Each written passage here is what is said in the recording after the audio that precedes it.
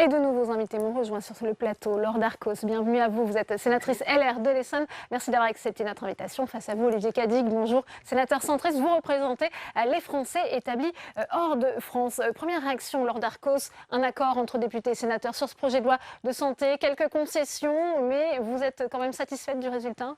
Oui, écoutez, moi j'avais signé des deux mains l'amendement de ma collègue Corinne Imbert sur cette proposition on est bien, on parle de la 9e année, hein, c'est la 3e année du 3e cycle des étudiants en médecine, et je trouve qu'en effet, ça peut permettre à certains de découvrir des territoires et peut-être l'envie de s'installer autre part que de simplement et de travailler dans un hôpital, hein, et de découvrir peut-être en effet un autre métier aussi intéressant. On en a besoin. En Essonne, on touche Paris, on a près de 70% de désert médical. Donc, bien évidemment, pour nous, c'est très, très important. Et donc, je suis contente, j'aurais préféré garder les 1 an, mais 6 mois, c'est déjà quelque chose. On fait la même chose à l'éducation nationale, je vous signale. Ouais. Olivier Cadic, une réaction justement sur cet accord entre députés et sénateurs sur le projet de loi santé. On sait que justement la ministre Agnès Buzyn s'opposait justement à ces mesures coercitives. Elle refusait qu'on impose justement ce choix aux étudiants.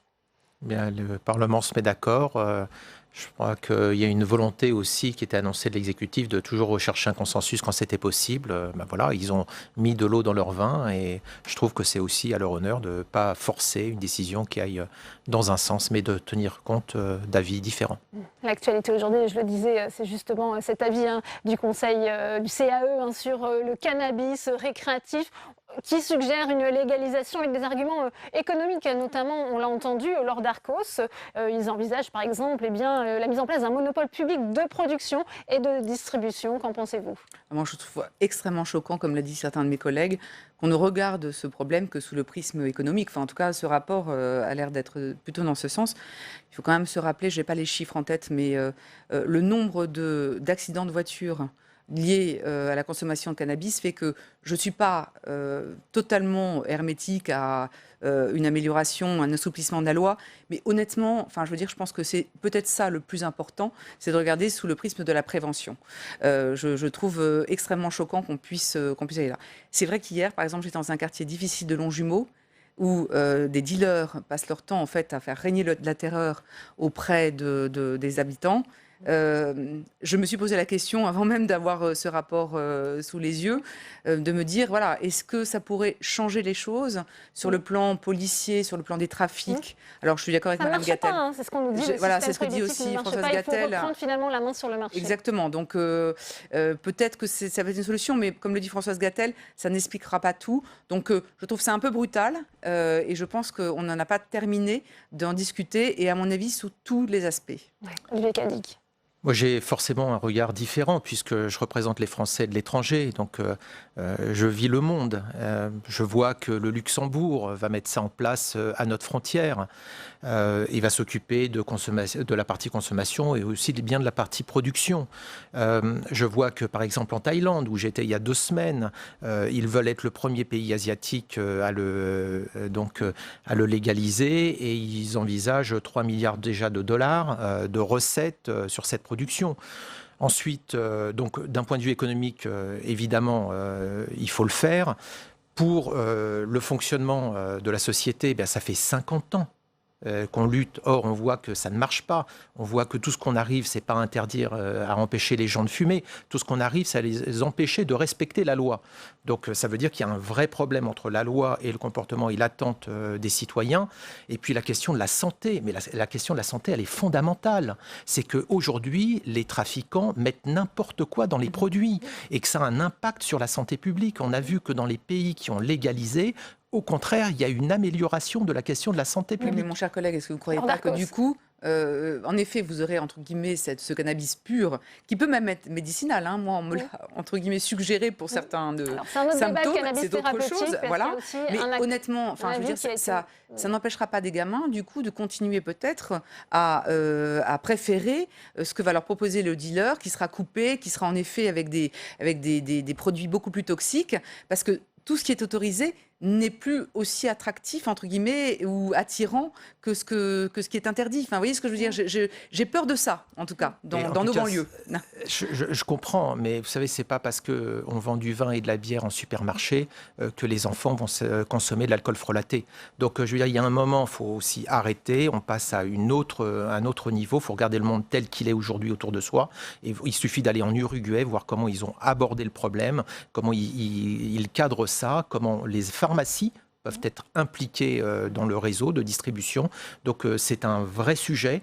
Moi j'aimerais qu'on l'aborde de façon apaisée, sans affect, et qu'on tienne compte aussi de tous les avis, y compris de ceux qui ont des réticences, et qu'on les écoute. L'actualité cette semaine également, Laure Darcos, c'est la réforme de l'assurance chômage qui a été présentée par l'exécutif. Il y aura une question d'actualité au gouvernement sur cette réforme dans un instant. On sait que ça va passer par décret et finalement le Parlement ne sera pas consulté.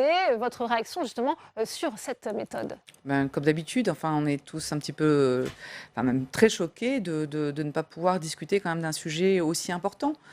Il y a de très bonnes choses dans ce qui a été annoncé. Je pense que le Parlement avait son mot à dire pour pouvoir peut-être réajuster certaines propositions.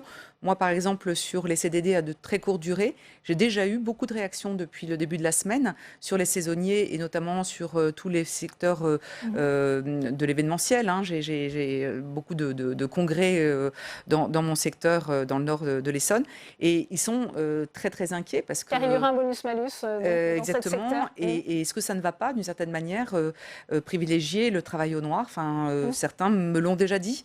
Donc, je trouve qu'il y avait des choses qu'on pouvait peut-être nous améliorer parce qu'on est sur le terrain. Et une fois de plus, je trouve dommage que du coup, on passe un peu rapidement sur le travail législatif et notre pouvoir. Est-ce qu'il y a des bonnes choses, comme dit Laure Darcos, dans ce texte? Il est nécessaire. On ne peut pas rester comme ça. Le système français d'assurance chômage, enfin tout le monde d'ailleurs cherche à le modifier et à le réformer quand on est en campagne électorale, l'annonce dans son programme, et puis une fois qu'on a l'élection passée, il faudrait tout d'un coup plus rien faire. En entendant les syndicats, le patronat, on voit bien que le problème est complexe et qu'il y a un moment, il faut arbitrer. D'ailleurs, parce que les partenaires sociaux sont contre, à la fois le patronat contre le système de bonus-malus et la taxation des contrats courts. Oui, mais les partenaires sociaux eux-mêmes n'arrivent pas à se mettre d'accord entre eux, alors que ça les concerne directement. Donc il y a un moment, il faut aussi arbitrer, il faut que la société évolue. Je trouve que c'est quand même assez courageux quand même de faire un certain nombre de mesures. Je veux dire, bon, quand on n'est pas en majorité, c'est vrai qu'on regarde ça de l'extérieur. Si on était en position, je pense qu'on le reconnaît, c'est quand même assez courageux, un certain nombre de mesures, pour un certain nombre de mesures prises. Donc, en plus, ils en assument totalement la responsabilité en passant par le décret et en ne passant pas par le Parlement. Donc, je trouve que vraiment, c'est même audacieux. Et après, évidemment, le diable se cache dans les détails. Et les détails vont arriver de tous les côtés. Et évidemment, les parlementaires vont être saisis, le commencent déjà. Maintenant, on verra le texte. Et pour les cadres, Olivier Cadic, puisqu'on sait qu'ils sont ciblés par cette réforme, souvent, on le sait, ils se servaient de ces allocations chômage pour créer eux-mêmes, pendant une période de 2 ans, leur propre entreprise. Ça peut aussi impacter le nombre de créations d'entreprises en France. Je vis au Royaume-Uni, où dès que vous avez perdu votre emploi, à partir du moment où vous ne travaillez plus, quel que soit le niveau d'avant, tout le monde touche la même chose. Parce que quelqu'un qui est au chômage, finalement, ne travaille plus.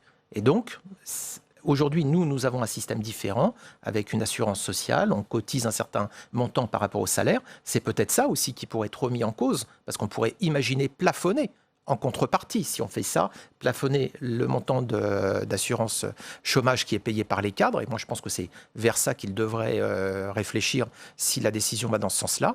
Toujours est-il qu'il faut bien faire quelque chose. Donc, quand je vous disais ce sont des mesures courageuses, je pense qu'il fallait quand même avoir l'audace de le mettre en œuvre. Ce sont des mesures auxquelles tous les partis, je dirais, auxquels moi j'appartiens au centre, et je crois à droite aussi, on réfléchit. C'est vrai que la droite avait proposé finalement, et notamment ici au Sénat, cette réforme, ou en tout cas une partie des mesures. C'est pour ça que politiquement, voilà, sûr, vous êtes forcément d'accord avec le gouvernement? Non, mais en effet, moi je suis bien sûr comme mon collègue, en général plutôt de bonne foi, et donc bien évidemment, il faut reconnaître les choses qui vont dans le bon sens. Et une fois de plus, moi je pars du coup sur un principe que le président de la République et son Premier ministre mènent plutôt une politique de droite qu'une politique de gauche, et ça me va bien. bien. Maintenant, peut-être, c'est pas une réticence, mais j'attends beaucoup, et je trouve que c'est là où c'est dommage qu'on n'ait peut-être pas eu de débat avec le gouvernement, sur le management de Pôle emploi. D'une agence à l'autre, d'un département à l'autre, vous n'avez pas du tout la même efficacité. Moi, j'ai une directrice qui avait pris l'initiative d'inviter tous les parlementaires dans une agence, en fait, de passer une demi-journée avec les agents et de rencontrer d'ailleurs des demandeurs d'emploi. Et d'une agence à l'autre, on n'avait absolument pas le même dynamisme. Et je pense qu'honnêtement, ce qui a pu se passer ces dernières années comme dérive, et on en connaît tous, on va dire des couples qui s'arrangeaient pour chacun de l'autre se retrouver au chômage pendant que l'autre travaillait, et d'une certaine manière comme ça permettait même d'ailleurs de ne pas avoir de garde d'enfants ou à gérer toutes ces choses-là. Ne serait pas possible si le management est partout le même, qui est de dire on propose à la personne, véritablement dans sa cible d'emploi, quelque chose qu'elle ne pourra pas refuser parce que ça sera attractif. Et vraiment, là-dessus, j'espère que le gouvernement fera également le job de manager d'une certaine manière leurs agences et leurs agents sur le terrain. Forcément, justement, du personnel de Pôle emploi. Vous restez avec moi, mais on va passer par la salle des conférences, puisque Tam Tragnier est avec le président de la Commission des affaires sociales, le sénateur LR du Var, Alain Milon. C'est à vous, Tam. Oui, Alain Milon, qui est donc rapporteur du projet de loi santé, sur lequel députés et sénateurs sont donc arrivés à une commission mixte paritaire conclusive, un accord de compromis. Et il y avait un certain nombre de points sur lesquels vous avez obtenu gain de cause, notamment sur la formation des médecins et les 6 derniers mois en professionnalisation. Oui, en fait, les 6 derniers mois de la 3e année du 3e cycle. Voilà. Ils iront directement sur le terrain plutôt que de rester dans l'hôpital. Et c'est une bonne chose puisque ça permettra aux territoires un peu en difficulté de médecins, de trouver des médecins, d'avoir sur place près de 3500 étudiants formés qui pourront aller travailler à côté de médecins maîtres de stage et donc apporter du soutien à la population qui en a besoin. Un point essentiel pour vous et qui participe notamment à la lutte contre les déserts médicaux. Un point considérable, un point qui permettra de lutter efficacement contre les déserts médicaux. Pas complètement, mais efficacement contre les déserts médicaux, oui, c'est sûr. En revanche, tout n'est pas résolu au niveau de notre système de santé. On le voit alors que l'hôpital est en crise et manque notamment cruellement de moyens, Alain Milon. C'est l'hôpital, la médecine de ville, tout le monde manque de moyens. Vous savez que dans le cadre des lois de financement... Ça ne sera pas un projet de loi miracle là-dessus. Dans le cadre des lois de financement de la sécurité sociale, on met toujours en place des ONDAM, des fameux objectifs de dépenses d'assurance maladie. Pour que les ONDAM soient efficaces, il faudrait autoriser 4% d'augmentation de dépenses chaque année. Sur 200 milliards, 4%, ça fait 8 milliards tous les ans de plus. On en est très loin. Il faut trouver les 8 milliards. Bon, on est à 4 milliards de déficit tous les ans. Alain Milon, également dans l'actualité, il y a cette question de la légalisation du cannabis récréatif avec ce rapport du Conseil d'analyse économique placé sous l'autorité du Premier ministre et qui préconise cette légalisation. Il dit que ça rapporterait beaucoup, notamment aux finances publiques. Du cannabis récréatif ou du cannabis médical? D'abord le cannabis récréatif, là, en l'occurrence. Bon, on va parler du cannabis médical, parce que le cannabis récréatif...